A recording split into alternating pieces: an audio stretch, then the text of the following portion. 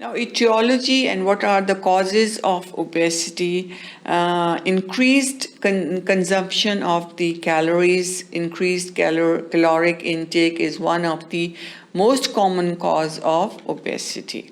Physical inactivity. Nowadays, lot of people, they have work which needs less activity and they are more on the computers working online. So that is also one of the common cause of increasing obesity. Then high intake of fat and sugar. When we talked about the prevalence, we see very high prevalence in the United Kingdom and in America, especially in America.